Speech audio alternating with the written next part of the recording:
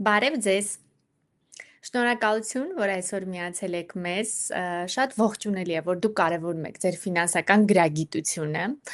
եւ արդեն հետաքրքրվում եք ձեր ապագայի ամենակարևոր հարցերից մեկի՝ կենսաթոշակի մասին, թեմա, որը շատ հաճախ մնում է ստվերում, բայց իրականում կենսաթոշակն է, որ ապագայում որոշելու է մեր արժանապատիվ ծերությունը։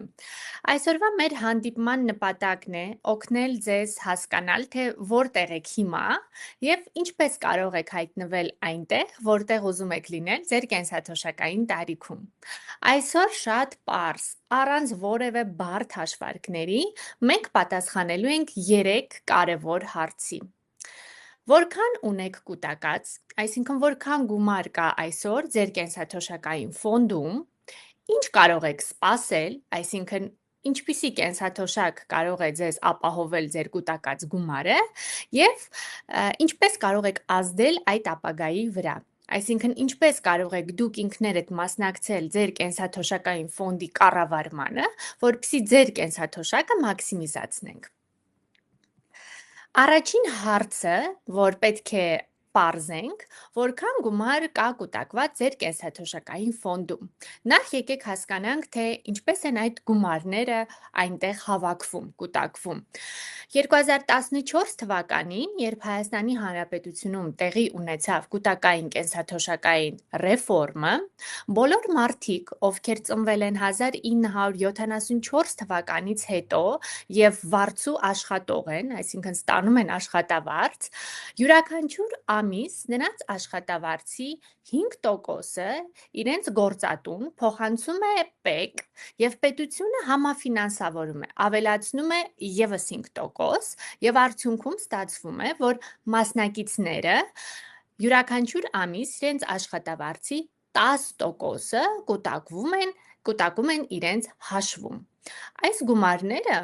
փոխանցվում են, հավաքվում են, այսպես ասած, Հայաստանի Հանրապետության կենտրոնական դեպոզիտարիայում։ Սա մի կառույց է, որը հանդիսանում է համակարգի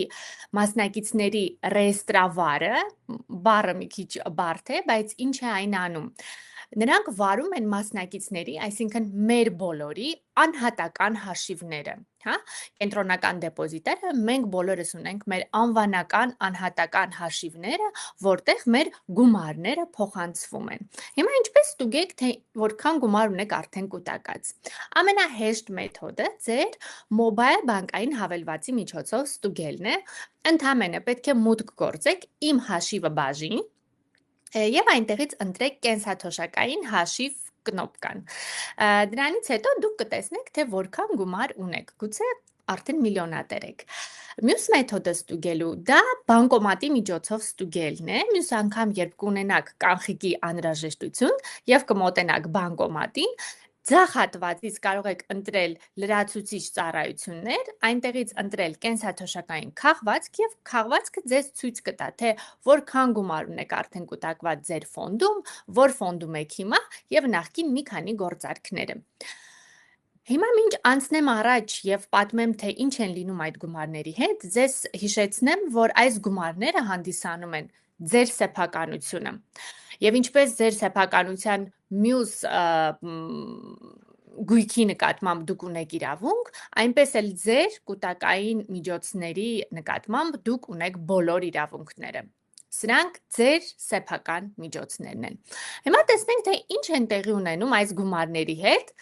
յուրաքանչյուր ամիս այնտեղ կուտակվելուց հետո։ Այս գումարները այնտեղ չեն սպասում, այդ հաշվում նստած չեն սպասում, թե երբ ենք մենք անցնելու կենսաթոշակի, որպեսզի վերադառնան կենսաթոշակի տեսքով։ Այս գումարները յուրաքանչյուր ամիս փոխանցվում են ֆոնդերի կառավարիչներին, որպեսզի ֆոնդերի կառավարիչները ներդրումներ կատարելով ավելացնեն այս գումարները։ Ասեմ, որ համակարգի ներքո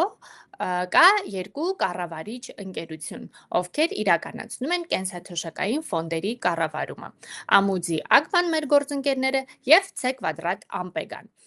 Եվ մեր նպատակը, ֆոնդի կառավարչի նպատակն է երկարաժամկետում ներդրումների միջոցով ավելացնել ձեր կենսաթոշակային ակտիվները, ձեր կենսաթոշակային միջոցները։ Հիմա ասեմ, որ Համակարգի ներքո կա 3 տեսակի ռիսկայնության ֆոնդ, եւ եթե մասնակիցները չեն կատարել ընտրություն, իսկ շտապ եմ ասել, որ մարդկանց 98%-ը այդ ընտրությունը չի կատարել, ապա ավտոմատ կերպով նրանց միջոցները փոխանցվում են առաջին կամ երկրորդ կառավարչի միջին ռիսկայնության ֆոնդ, որը կոչվում է պահպանողական, կոնսերվատիվ ֆոնդ։ Հիմա եկեք թվերով նայենք, թե ինչ որտեղ են կատարվում այդ ներդրումները, Ասեմ, որ այսօր բոլոր ցուցանիշները վիճակագրական, որ դուք կտեսնեք, 2025 թվականի սեպտեմբերի 30-ի դրությամբ են։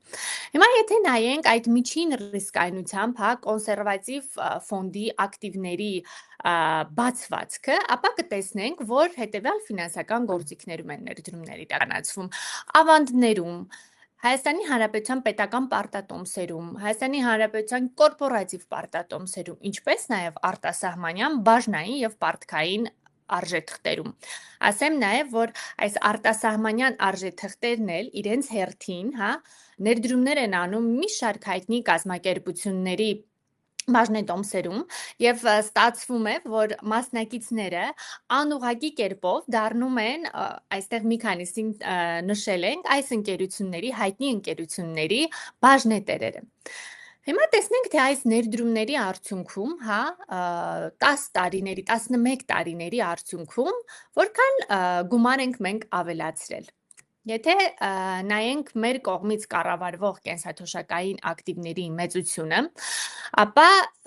ասենք, որ 470 միլիարդ դրամը, դա այդ հատկացումներն են, այսինքն գործատու պետություն, 10%-ները, որոնք կուտակվում են, իսկ 167 միլիարդը դա մեր ներդրումների արդյունքում, ավելացած հավելյալ եկամուտն է։ Եթե տոկոսների վերածենք, օրինակ, եթե դուք արդեն ստուգեցիք ձեր հավելվածով եւ տեսակ, թե որքան գումար ունեք ու ենթադրենք տեսակ, որ դուք ունեք 1 միլիոն դրամ եւ ձեր կառավարիչը մենք ենք, ստացվում է, որ ձեր 1 միլիոն դրամի 250,000 դրամը մենք ենք աշխատել ձեզ համար ներդրումների միջոցով։ Ինչպես ասացի, կա 3 տեսակի ռիսկայնությամբ ֆոնդ, այստեղ ներկայացված են այդ ֆոնդերի համապատասխան,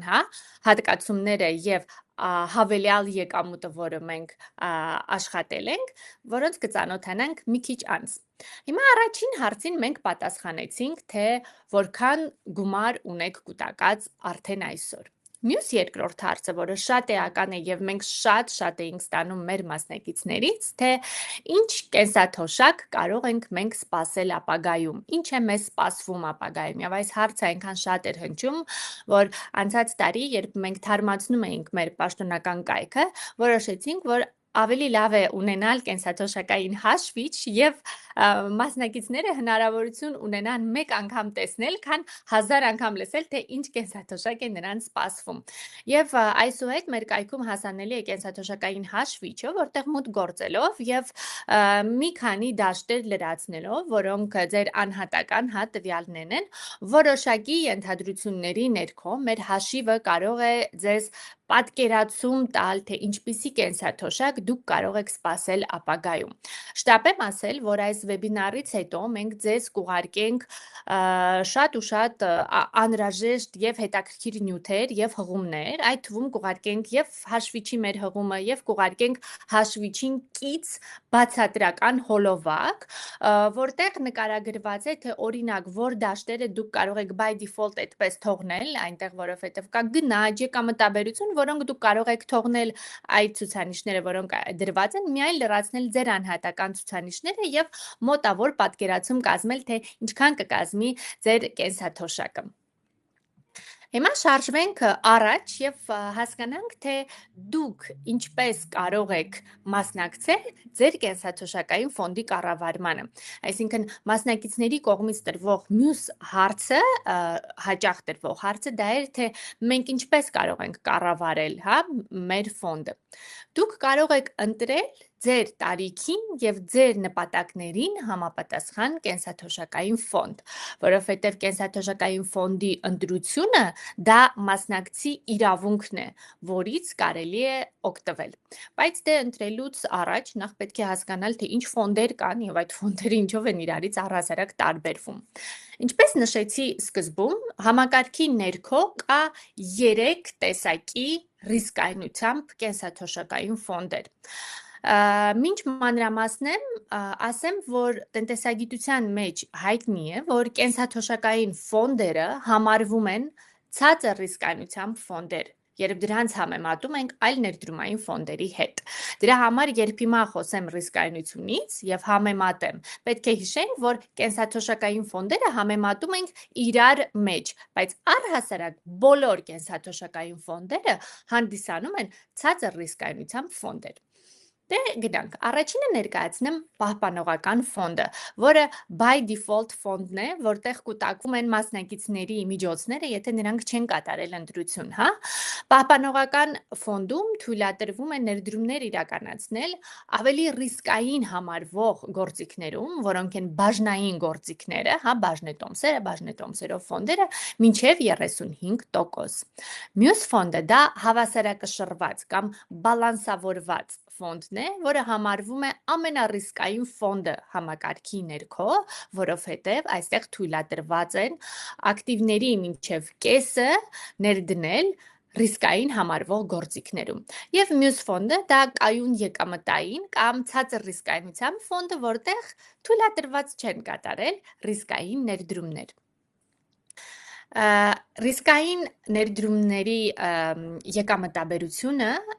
ավելի բարձր է, հա, հավանականությունը, որ կլինի ավելի բարձր։ Դրա համար ենթադրվում է, որ ավելի ռիսկային ֆոնդը պետք է ունենա ավելի բարձր եկամտաբերություն, որովհետև հավանականությունը ավելի մեծ է։ Հիմա եթե գնանք առաջ եւ նայենք ստեղծման պահից, որը եղել է 2014 թվականը, հա, երբ ռեֆորման ներդրվել է, այսինքն ֆոնդերի ստեղծման պահից մինչև հիմա ֆոնդերի կատարողականը, գրաֆիկը, հա, ինչ կարող ենք օրինակ փաստել այս գրաֆիկին նայելով։ Առաջինը մենք կարող ենք տեսնել, որ գրաֆիկները աճող են եւ այո, դա փաստ է, որը գիտեն մասնագետները։ Կենսաթոշակային ֆոնդերը իրենց էությամբ աճող են երկարաժամկետում, նրանց գինը միշտ աճում է։ Մյուսը ինչ կարող ենք տեսնել, որ կան որոշակի տատանումներ, հա, եւ այո, դա նույնպես փաստ է եւ նորից մասնագետները տեղյակ են։ Հիմա ես փորձեմ մի քիչ մեծացնել եւ խոսեմ մի իրավիճակի մասին, երևի կհիշեք մի քանի տարի առաջ, երբ օրինակ 20 թվականի համավարակներ եւ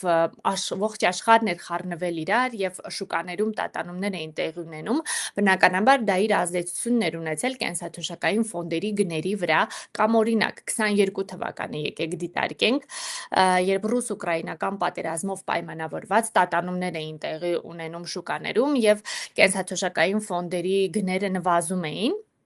շատ մարդիկ, ովքեր ստանում են իրենց կենսաթոշակային ֆոնդերի եռամսյակային հաշվետվությունները եւ այնտեղ տեսնում էին բացասական թվեր, մինուս թվեր, մեզ ահազանգում էին, մենք օրական ստանում էինք հարյուրավոր զանգեր, որտեղ մարդիկ խոճապի մատնված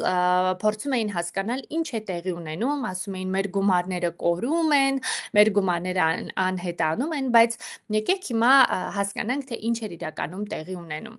Այո,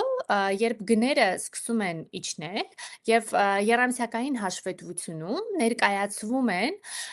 ֆոնդի գները ի համեմատ նախորդ եռամսյակի, այսինքն երբ այս անկման շրջանն է, բնականաբար երբ համեմատում ենք նախորդ շրջանի հետ, որտեղ գները ավելի բարձր էին, մենք տեսնում ենք մինուս թվեր, բայց ինչն է կարևոր։ Կարևոր է հիշել, որ նման տատանումները, շուկաներում նման տատանումները անխուսափելի են եւ օրինաչափ են։ Եվ մասնագետներին հայտնի է, որ նման տատանումներից եւ շոկերից հետո շոկերին հաջորդում են վերականգնման փուլերը, հա, եւ գրաֆիկից էլ մենք կարող ենք տեսնել, որ երբ հետո սկսեցին շուկաները կանգնվել, այսինքն մենք մտանք այդ վերականգնման փուլ, կենսաթոշակային ֆոնդերը բնականաբար վերականգնեցին իրենց բոլոր վնասները եւ օրինակ 23 թվականից սկսած արդեն ամեն ինչ սկսեց նորից, հա, տրենդով աճել դեպի վերև եւ մենք 23 թվականը ամփոփեցինք արդեն բացի այն, որ վերականգնեցինք բոլոր նախկին գրած վնասները, բայց նաև ունեցանք բարձր եկամտաբերության ցուցանիշներ։ Բայց անգամ այս ցածր, հա, անկման շրջանում, եթե համեմատում ենք ստեղծման պահի հետ, միևնույնն է գները աճել են։ Իսկ մենք պետք է հիշենք, որ կենսաթոշակային ֆոնդերը ունեն երկարաժամկետ ներդրումային հորիզոն, այսինքն մեր գումարները մեզ այսօր պետք չեն։ Դեռ 30-40 տարի կա, մինչ մեր գումարները մեզ պետք լինեն, որպես կենսաթոշակ մեզ վերադառնան։ Հետևաբար շատ նորմալ է, որ ընթացքում լինեն որոշակի տատանումներ։ Եվ մասնագետներին սա շատ հասկանալի է եւ խոճապի պետք չի մատնվել տատանումների ընթացքում։ Միշտ պետք է հիշել, որ տնտեսական այսպիսի ցիկլերը շատ օրինաչափ են եւ այսպիսի ցիկլերին հաջորդում են վերականգնման փուլերը եւ մեր կենսաթոշակային միջոցները դեռ ունեն ժամանակ, որպիսի անցնեն մի քանի շոկերի միջոցով։ Դրա համար, երբ օրինակ ասվում է, որ երիտասարդներին ավելի նպատակահարմար է ռիսկային ֆոնդը, ինչու է այդպես ասվում, որովհետեւ ինչպես ասացի, ռիսկային ֆոնդը, ամենառիսկային ֆոնդը ենթադրում է, որ հավանականություն ավելի բարձր է, որ եկամտաբերությունը կլինի բարձր։ Հիմա այստեղ բերեմ մի օրինակ, ճոճանակի օրինակը, երբ մենք նստում ենք ճոճանակ եւ շատ արագ ենք պտտվում, ճոճվում, իհարկե հաճույքը շատ մեծ է լինում, բայց երբ ընկնում ենք, ցավն էլ դե ավելի մեծ է լինում։ Եվ նույնը կենսաթոշակային ֆոնդերի պարագայում, երբ ամեն ինչ լավ է շուկաներում, ամեն ինչ կարգին է գնում, ռիսկային ֆոնդ, ամենառիսկային ֆոնդը բնականաբար ամենաբարձր եկամտաբերությունն է ունենում, բայց հետո երբ լինում են անկումներ եւ շոկեր, նրանք էլ ամենամեծն են ընկնում, այսինքն այդ տատանումը ամենամեծն է լինում ռիսկային ֆոնդի պարագայում, բայց քանի որ երիտասարդները դեռ ունեն շատ ժամանակ մինչև հասնեն իրենց կենսաթոշակային տարիքը, ուստի կարող են այսպես ասած իրենց թույլ տալ անցնել մի քանի այդպիսի շոկերով, որովհետև հիշում են, որ հետո շուկաները վերականգնվելու են, բայց երբ արդեն մոտենում ենք կենսաթոշակային տարիքին, ավելի նպատակահարմար է գուցե տեղափոխվել ցածր ռիսկայնությամբ ֆոնդեր, որտեղ տատանումները այդքան մեծ չեն լինում, որովհետև մենք երբեք չգիտենք, թե մեր կենսաթոշակի անցնելը, հա, տնտեսական ինչ ցիկլի հետ է համընկնելու եւ հավելյալ ռիսկերի չարժի ենթարկել մեր գումարները։ Հիմա եթե անցնենք առաջ եւ նայենք եկամտաբերության ցուցանիշներին, մտքում հիշելով, որ կենսաթոշակային ֆոնդերը ունեն երկարաժամկետ ներդրումային հորիզոն, ինչպես ասացի, եւ կարեւոր է ուշադրություն դարձնել երկարաժամկետ եկամտաբերության ցուցանիշներին, հա, պետք չի նայել տարեկան, եռամսյակային, ավելի լավ է նայել ավելի երկարաժամկետ, ստեղծման պահից մինչև հիմա, վերջին 5 տարիները, վերջին 7 տարիները, եւ այստեղ մենք ներկայացրել ենք համակարգի ներքո գործող բոլոր ֆոնդերի, իսկ ինչպես սկզբում ասացի, կա երկու կառավարիչ եւ յուրաքանչյուր կառավարիչը ունի երեքական ֆոնդ, այսինքն համակարգում ընդհանուր կա 6 կենսաթոշակային ֆոնդ։ Այստեղ ներկայացված է կենսաթոշակային ֆոնդերի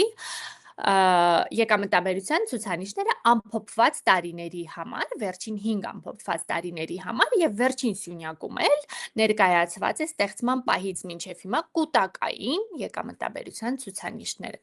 Եթե նայենք գրաֆիկին, ապա տեսնում ենք, որ համակարգի ամենաեկամտաբեր ֆոնդը դա մեր բալանսավորված ֆոնդն է։ Հիմա ասեմ նաև, թե ինչպես կարող եք հասկանալ, թե որ ֆոնդն է ձեր, ուրեմն ֆոնդի անունը իրենից ներկայացնում է 5 լատինատար ու հապավում կարելի ասել։ Առաջին երկու տառը նկարագրում են կառավարչին, այսինքն եթե CQ է, դա մենք ենք ձեր կառավարիչը, եւ վերջին 3 տառը կոն նկարագրում է արդեն ֆոնդի ռիսկայնությունը։ Դե քանի որ մարդկանց մեծ մասը չի կատարել այդ ընտրությունը, նրանք հիմնականում CQ կոն կամ AM կոնում են, կոնսերվատիվ ֆոնդում են։ Եվ եթե հիմա նայենք ամենաեկամտաբեր ֆոնդի այդ լատինատար անվանումը, դա CQ բալն է, թե որ ֆոնդում եք դուք կարող եք տեսնել ձեր բանկոմատի միջոցով, հա, ստուգելով։ Հիմա ինչ կարող եք դուք անել։ Դուք կարող եք համեմատել երկու կառավարիչների համապատասխան ֆոնդերը։ Ինչու եմ շեշտում համապատասխան բառը, որովհետև շատ էական է, որ ֆոնդերը համեմատեք իրար հետ, որոնք ունեն նույն ռազմավարությունը, այսինքն չի կարելի միջին ռիսկայնությամբ ֆոնդը համեմատել բարձր ռիսկայնությամբ ֆոնդի հետ, կարելի է համեմատել, բայց հետևությունները, որոնք դուք կանեք, այդքան էլ ճիշտ չեն լինի։ Այդ վարժությունը մենք կատարել ենք բալանսավորված ֆոնդի օրինակով, հա, եւ այստեղ ներկայացված է վերջին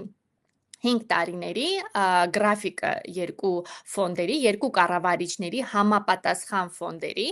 եւ այստեղ ներկայացված է ստեղծման պահից մինչեւ հիմա տարեկանացված եկամտաբերության ցուցանիշները, հա։ Եթե նայեք, մեր բալանսավորված ֆոնդինը 8.3 է, իսկ մյուս կառավարիչի բալանսավորված ֆոնդինը 8։ Հիմա հարցը, որ դուք կարող եք երևի հնչեցնել, կարող եք ասել, որ թվերը իրականում իրար մոտ են,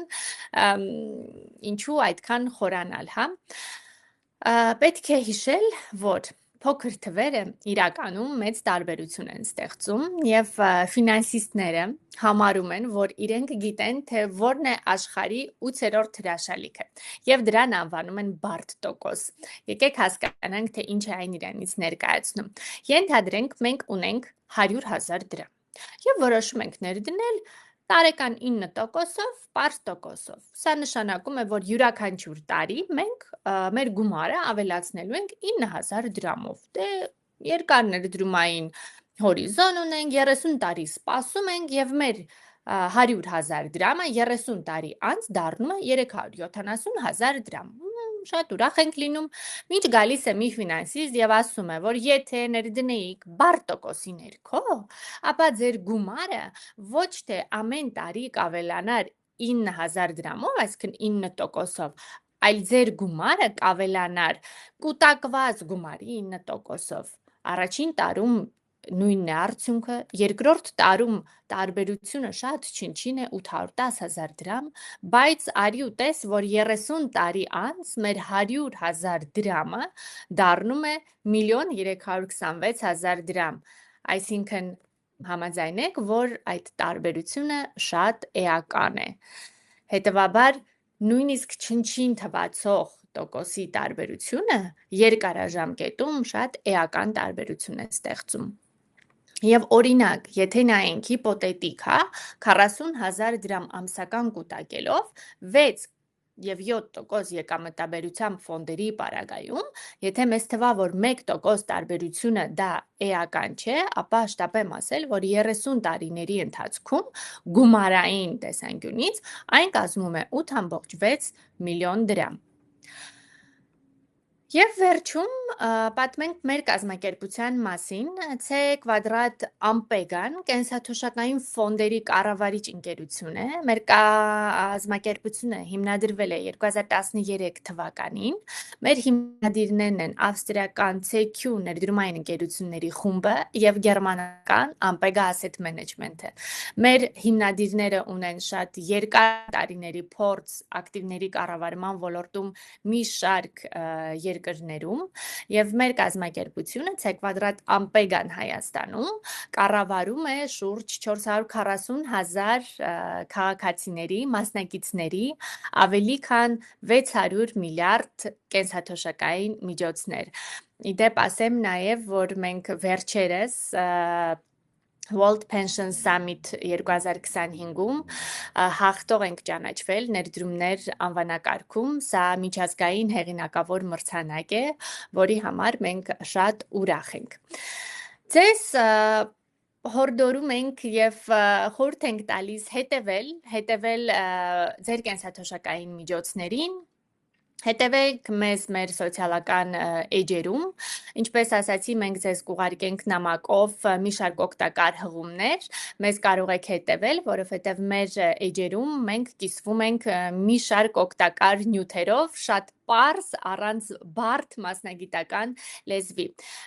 Սկզբում մոռացել էի ասել, որ չաթ հատվածում կարող եք գրել ձեր հարցերը, բայց կարծես այստեղ ակտիվ է եղել, հիմա արագ փորձեմ անցնել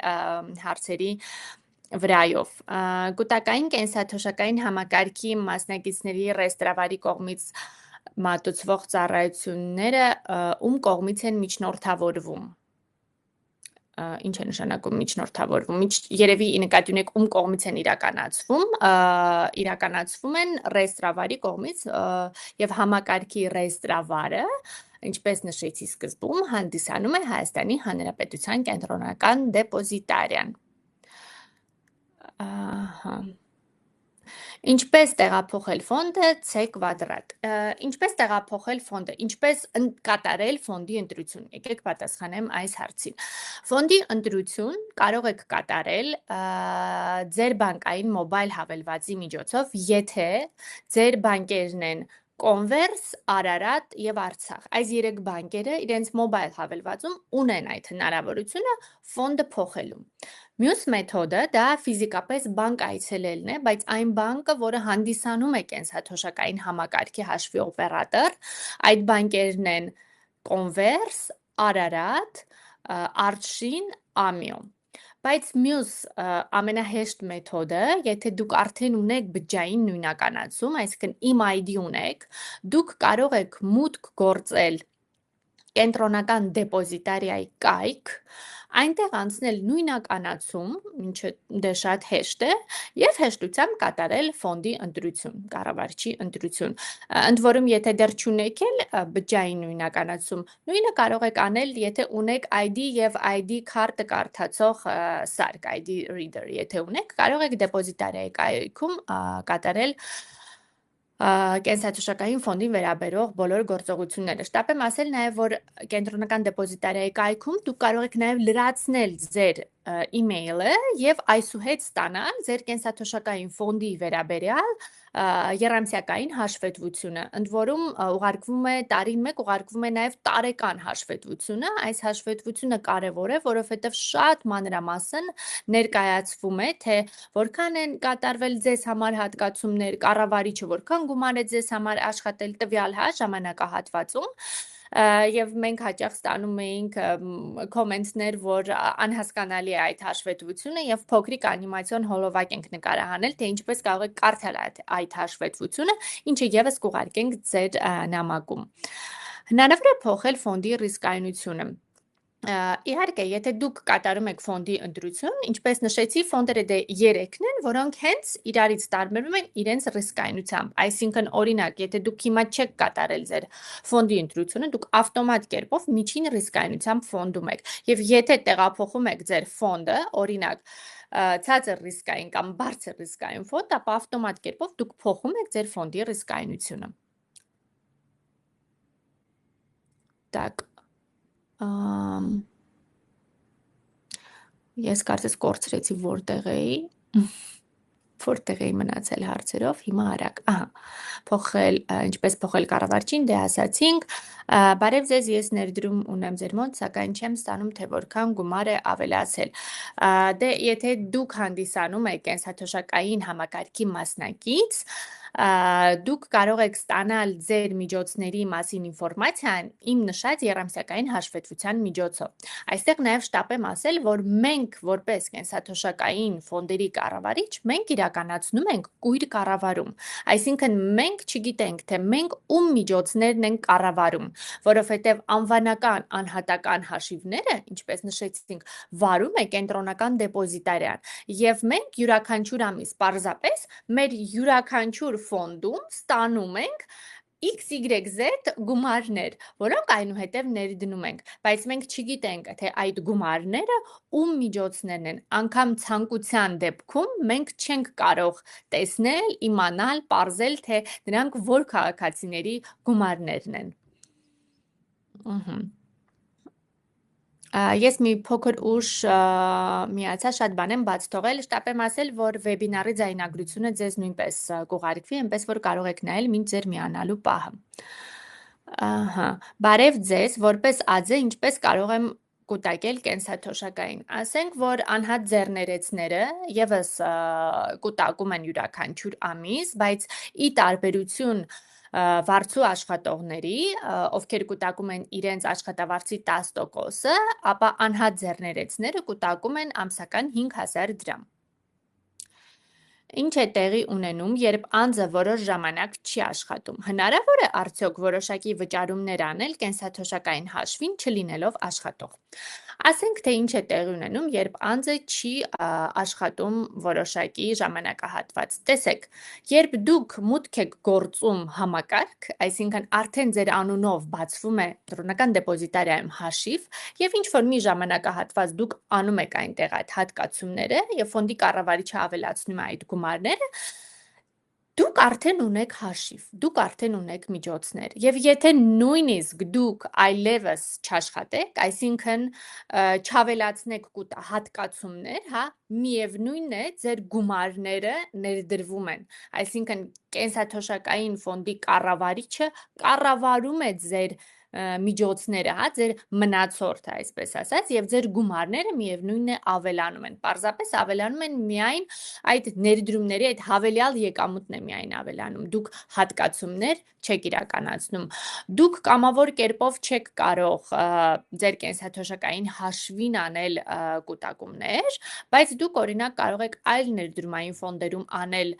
ներդրումներ եւ մենք որպես ակտիվների կառավարիչ ունենք նաեւ ներդրումային ֆոնդ, կխնդրեմ մեր կայքում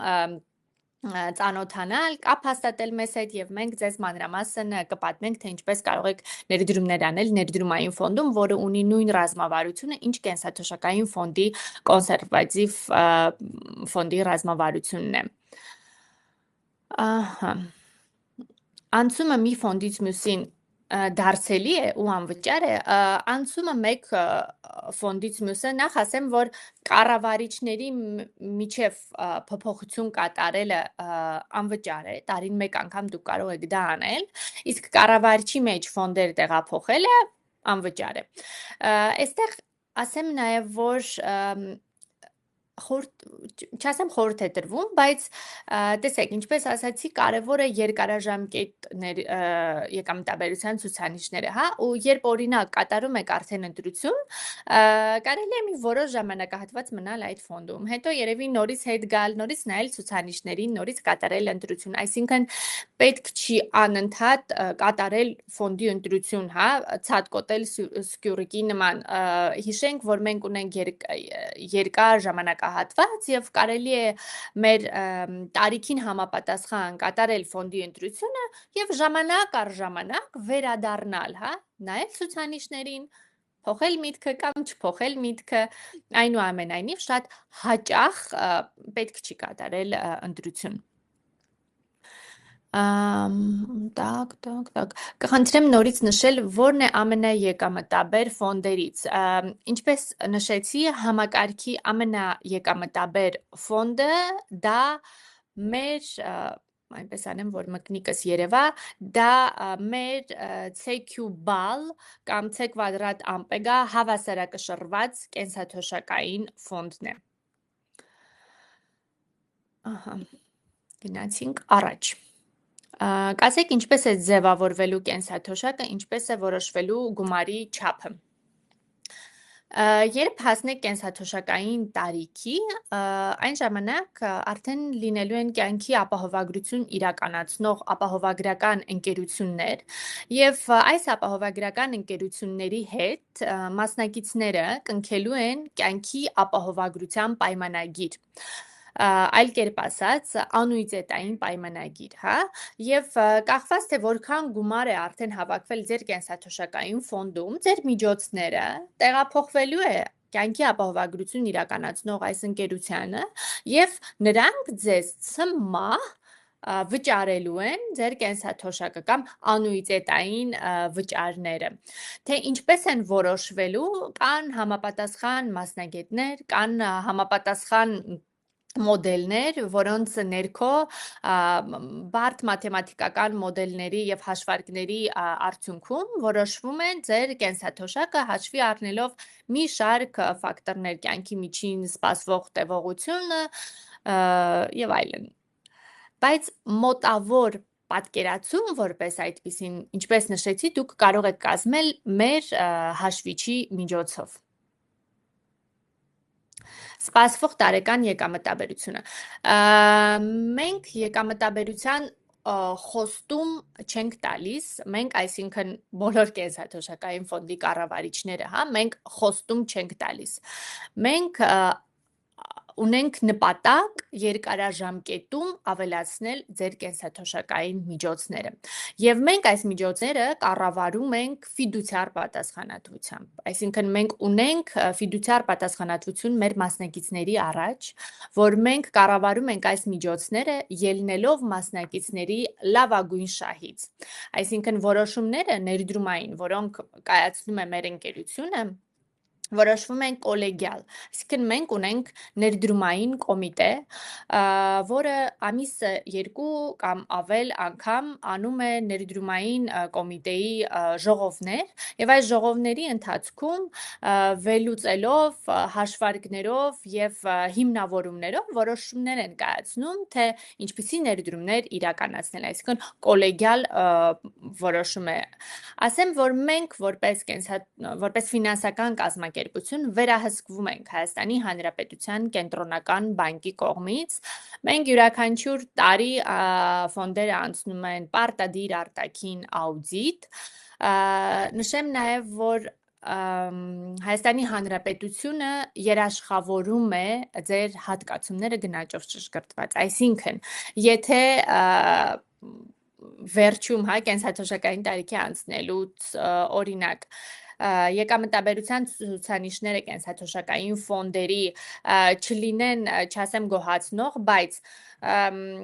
պարզվի այնպես, որ կառավարիչը այնքան էլ լավ չի կառավարել, պետությունը երաշխավորում է մասնակիցների հատկացումները, այսինքն 10%-ները գնաճով ճշգրտված։ Այսինքն նույնիսկ եթե եկամտաբերությունը լինի գնաճից ներքև, իսկ մենք այսօր տեսնում ենք, թե ինչքան այն գնաճից վերև է, բայց նույնիսկ այդ վատատեսական սցենարով հատկացումները, այդ 10%-ները գնաճով ճշգրտված երաշխավորվում են։ Ահա, կենսաթոշակային հաշիվը կարող են կտակել։ Պատասխանել եք այդ հարցին, իմ գործընկերը հուշում է, որ այս հարցին պատասխանել են, հնարավոր է փոխել ֆոնդի ռիսկայնությունը այս հարցին, ես պատասխանեմ, որ խնդրեմ նորից կկրկնեք, ինչպես կարող ենք միանալ այս պահին, ինչքան գումար կամ ինչպես կարող ենք իմանալ։ Արագ ասեմ, դուք կարող եք իմանալ ձեր բջջային բանկային հավելվածների միջոցով բոլոր բանկերը ունեն այդ հնարավորությունը, ընդհանրապես պետքա մուտք գործեք իմ հաշիվը բաժին, թվում է թե թաքցրել են միտեղ, բայց այդ հիմնական բաժին պետք է մուտք գործեք եւ այնտեղ ընտրեք կենսաթոշակային հաշիվը, կամ էլ կարող եք բանկոմատի միջոցով, երբ քարտը մտցնենք, ձախ հատվածում կա լրացուցիչ ծառայություններ, այդտեղից ընտրելով կենսաթոշակային քաղվածք։ Իսկ ինչ պայմաններում եւ դեպքերում է հնարավոր դուրս բերել մասնակի կամ ամբողջությամբ գումարը եւ ինքնուրույն կատարել ներդրումներ։ Իհարկե, կենսաթոշակային միջոցները ձեզ հասանելի են դառնում միայն երբ լրանա ձեր կենսաթոշակային տարիքը։ Այսօր այն 63 տարեկանն է, բայց կան որոշակի բացառություններ։ Այդ բացառությունները հետևյալն են։ Եթե 55 տարեկանում դուք արդեն կուտակել եք բավարար միջոցներ, իսկ այդ բավարար միջոցներ ասվածը շատ կոպիտ հաշվարկով մոտավորապես 20 միլիոն դրամն է, ապա դուք կարող եք շուտ անցնել կենսաթոշակի։ Եթե դուք ունեք հիվանդություն եւ այդ հիվանդությունը ներառված է Հայաստանի Հանրապետության կառավարության կողմից հաստատված հիվանդությունների ցանկում, ապա ձեր միջոցները կարող եք դուք ավելի շուտ ստանալ։ Եթե դուք ճանաչվել եք հաշմանդամ 3-րդ կարգի եւ ունեք աշխատունակության սահմանափակում, ապա կարող եք շուտ ստանալ, եւ եթե դուք արտասահմանյան քաղաքացի եք եւ վերադառնում եք ձեր մշտական բնակության երկիրը, ապա այս միջոցները ձեզ շուտ են դառնում հասանելի։ Մնացած ոչ մի այլ դեպքում միջոցները հնարավոր չէ շուտ ստանալ։ Դե այստեղ նաև նշեմ, եթե օրինակ մասնակիցը մահանում է մինչև 63 տարեկանը, ապա ինչպես նշեցի, այս գումարները ժառանգելի են եւ օրինական ժառանգը կարող է ստանալ այս գումարները։ Ընդ որում կարող է ստանալ թե միանվագ, թե կարող է այս գումարները փոխանցել արդեն իր կենսաթոշակային ֆոնդին։ Ընդ որում, այստեղ ավելացնեմ նաև, որ մասնակցի արդեն անհատական բոլոր գործողությունները կատարվում է կենտրոնական դեպոզիտարիայի միջոցով, հա, չեն դիմում ֆոնդի կառավարչին, որտեղ ինչպես նշեցի, մենք չգիտենք մենք ում գումարներն են կառավարում։ Մասնակիցները կենտրոնական դեպոզիտարիայում ներկայացնում են համապատասխան դիմումները եւ ստանում են համապատասխան գումար։ Իսկ ինչ պայմաններում, սա պատասխանեցինք, այս ֆոնդերը միայն 1979-ից հետո ծնված անձանց է վերաբերվում։ Ոչ, նախ 79-ը չէ, կուտակային կենսաթոշակային ռեֆորման տեղի է ունեցել եւ 1974 թվականի հունվարի 1-ից հետո ծնված բոլոր քաղաքացիները, ովքեր ունեն աշխատանք, ստանում են աշխատավարձ, գրանցված աշխատանք։ Ռեֆորման ներդրվել է 14 թվականին եւ այդ պահին բոլոր մարդիկ, ովքեր 40 տարեկան էին եւ ավելի փոքր, ավտոմատ կերպով դարձել են համակարգի մասնակից։ Կասեք, իսկ հնարավոր է արտահերթ ֆոնդում գումարը օգտագործել։ Դե այս հարցին պատասխանեցի, դա այն բացառություններն էին։ Կենսաթոշակայինում չէ։ Երևի ձեր հարցը վերաբերում է ներդրումային ֆոնդին։ Այո, ներդրումային ֆոնդը ավելի ճկուն է։ Այս միջոցները դուք կարող եք ներդնել եւ ցանկացած գումար եւ ներդնել եւ այնուհետեւ մարել այդ գումարները, երբ ձեզ անհրաժեշտ է, բայց ես ձեզ խորհուրդ եմ տալիս միանալ մեր մասնագետին, այսինքն զանգահարել մեզ եւ խնդրել ձեզ միացնել համապատասխան աշխատակցին, ով ձեզ ձեր բոլոր հարցերին կպատասխանի ներդրումային, ֆոնդի համար։ Ինչպես կարող ենք փոխել ռիսկայնությունը ֆոնդի, էլի բանկ պետք է այցելել։ Ես կարծում եմ այս հարցին արդեն պատասխանել եմ, ԱԳԲ բանկը պետք է մոտենալ, որ իմանանք ներդրումային ֆոնդում։ Իսկ ձեզ հնարավոր է ինչ որ ձև օգտվել այդ գումարից, եթե ունենք հիպոթեք։ Ոչ, հիպոթեք չեք կարող մարել։ Իսկ եթե ձեր կատարած ներդրումները չի արդարացում իրեն եւ ենթադրենք իմ գոլեգան հուշում է, որ այս հարցին եւս պատասխանել է, եթե աշխատում եմ ԱՁ-ով եւ մուծում եմ բոլոր հարկերը, կուտակվում է կենսաթոշակ, ինչպես նշեցինք, ամիսը 5000 դրամ։ Պարզ եւ բարդ տոկոսի մասին կմանրամասնեք, դե կարծում եմ շատ մանրամասն էր այդ հաշվարկը, որը ներկայացված էր, բայց երբ վեբինարի ձայնագրությունը ձեզ լինի, կարող եք նորից լսել այդ հատվածը եւ վստահ եմ հասկանալի կլինի ավելի։ Բարև ձեզ, իսկ չեն կարող կենսաթոշակային ֆոնդից ուսման վարձ փոխանցել, նախապես շնորհակալություն։ Ոչ, չեք կարող։ Իսկ հնարավոր է կուտակել 5000 դրամից ավել։ Դուք կուտակում եք ձեր աշխատավարձի 10%-ը, կեղտոտ աշխատավարձի 10%-ը։ Ինչքան է հիմա կազմում նվազագույն աշխատավարձը, ենթադրենք, եթե ձեր աշխատավարձը 100,000 դրամ է, գրանցված կեղտոտ, ապա յուրաքանչյուր ամիս դուք կուտակում եք 10,000 դրամ։ Բարև ձեզ, ֆիզ արձակուրդում գտնվելիս ես գումարի ավելացում լինում է։ Այո, երբ դուք ֆիզ արձակուրդում եք գտնվում, ապա գործատուն եւ պետությունը որոշակի փոխանցում են կատարում, հիմա կվախենամ հանկարծ չսխալվեմ, բայց եթե չեմ սխալվում, դա 7500 դրամ, որից կարծես 5000-ը գործատուն էր տալիս, 2500 պետություն, բայց ձեզ առաջարկում եմ գրել մեր Facebook-յան էջին կամ ցանկացած մեր սոցիալական հարթակով եւ ձեզ հստակ թիվը կուղարկենք, որովհետեւ վերջերս էլի էին հարցրել։ Կայքի հաշվի չի առնում, թե ոչ ֆոնդի մասնակից ենք, միայն տարիք եւ աշխատավարձի չափ է նշվում։ Ֆոնդը հաշվի է առնում ֆոնդի եկամտաբերությունից ելնելով։ Կարծես բոլոր գործատուն ունի արդյոք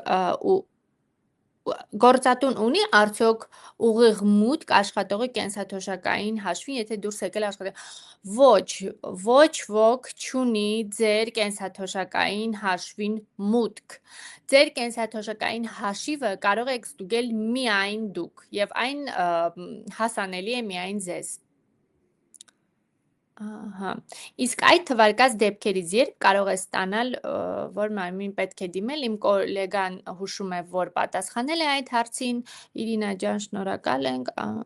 Կենսաթոշակային հաշիվը կառավարում է, չեմ հասկանում այս գրած։ Այո, ձեր կենսաթոշակային հաշիվը կառավարում են կենսաթոշակային ֆոնդի կառավարիչները։ Եթե կուտակված գումարները ժառանգելի են, ինչ կարող անել 70+ տարիքի անձը, որպեսզի Աստված մի արասե մահվան դեպքում իր կուտակումները չկորի։ Եթե դուք ի նկատի ունեք այժմյան 70+ մարդկանց, հուսով եմ նրանց ի նկատի չունեք, որտեվ նրանք չեն հանդիսանում այս համակարգի մասնակից, բայց եթե ի նկատի ունեք մասնակիցները, ովքեր հետո դառնալու են 70+, ապա ասենք, որ այս միջոցները առհասարակ ժառանգելի են, հա, եւ եթե մարդիկ չեն հասնում իրենց կենսաթոշակային տարիքին, ապա անցնում են ժառանգին, բայց եթե կենսաթոշակել անցնելուց հետո մահանում են որոշակի ժամանակահատվածում եւ դա անուիթետի երաշխիքային ժամանակահատվածն է լինում, նորից այդ գումարները ժառանգելի են լինում, ավելի մանրամասները իհարկե կենտրոնական դեպոզիտարիան կարող է պատասխանել։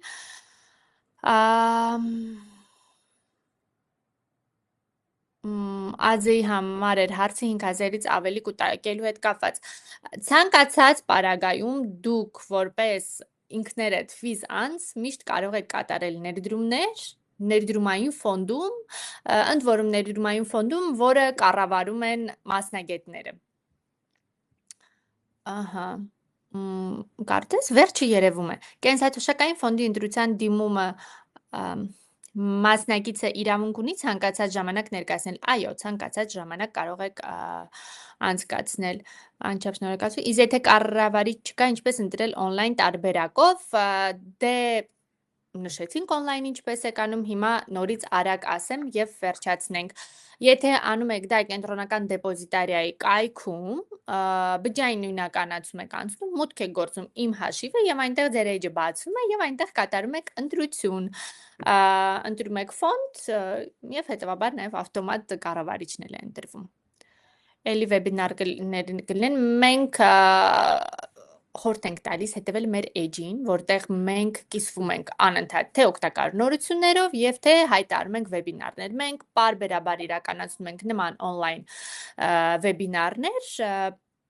այնպես որ հետևեք մեր էջին եւ կարող եք տեսնել մյուս սպասվող վեբինարները։ Դե այս տարի ոչ, շատ հագեցած, շնորհակալություն ձեզ բոլորիդ, շնորհակալություն, որ այս ամանորյա եռուզերին դուք հատկացրել եք ժամանակ եւ որոշել եք բարձրացնել ձեր ֆինանսական գրագիտությունը եւ մտածել ձեր ապագայի մասին։ Հուսով եմ օգտակար էր, հուսով եմ կկատարեք գիտակցված ընտրություն, կհետևեք ձեր կենսաթոշակային միջոցներին, կընտրեք կենսաթոշակային ֆոնդ, կլինեք ավելի տեղեկացված եւ կհետևեք մեզ։ Շատ շնորհակալություն։